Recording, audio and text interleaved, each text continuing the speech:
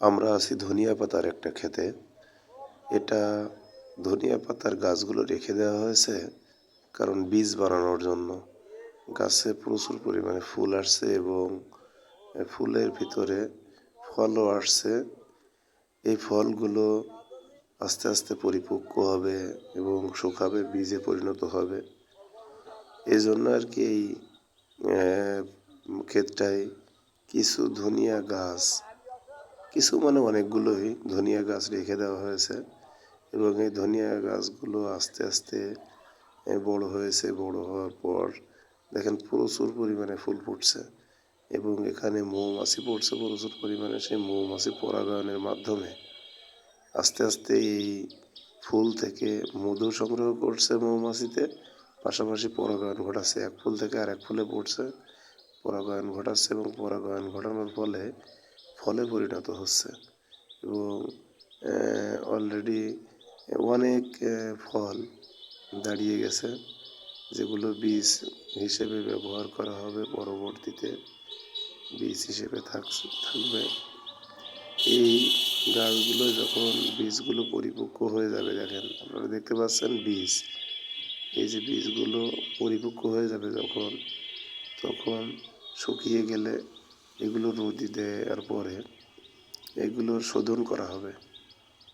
আপনারা ন্যাচারালভাবে যেমন রসুন দিয়েও এগুলো শোধন করতে পারেন।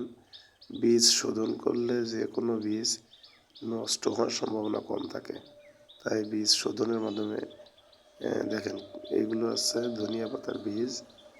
এগুলোর থেকে এর ভিতরে বীজ রয়েছে, দেখেন কী পরিমাণে বীজ ধরছে। শোধন করার পরে মাটিতে বপন করলে বীজগুলো নষ্ট হওয়ার পরিমাণটা খুব কম থাকে এবং শতকরা 80% থেকে 90-95%ও বীজ অঙ্কুর হয় এবং ধনিয়া শাকে পরিণত হয়। সেক্ষেত্রে আপনারা ধনিয়া বা অন্য যে কোনো বীজ যখন বপন করবেন, ধনিয়া পাতার বীজ বা অন্য যে কোনো সবজির বীজ, অধিকাংশ বীজগুলো যদি শোধন করে নিয়ে তারপরে রোপণ করা হয়, তাহলে সেক্ষেত্রে বীজ পোকা কিংবা অন্যান্য যে কোনো আক্রমণ থেকে ফসল ভালো হয় এবং খুব ভালো থাকে। তাই আমি আপনাদেরকে বিশেষভাবে পরামর্শ হিসেবে বলবো, আপনারা কোনো বীজ শোধন না করে মাটিতে বা ক্ষেতে বপন করবেন না। সেক্ষেত্রে আপনার যদি বীজ আপনি শোধন করে রোপণ করেন বা বপন করেন, সেক্ষেত্রে আপনার বীজগুলো বেশি অঙ্কুর হবে এবং বেশি ফলন পাবেন আপনি।